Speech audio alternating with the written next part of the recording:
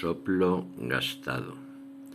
Tengo cansada la palabra. Me cuesta tanto escribir que la pluma torna pesada como un monótono existir. Hoy no me importa nada. Me siento vaga, cansado el ser. Quisiera dormir, descansar, yacer. En otro momento, tal vez, acontecer. Con renovados ímpetus, con savia fresca en flor.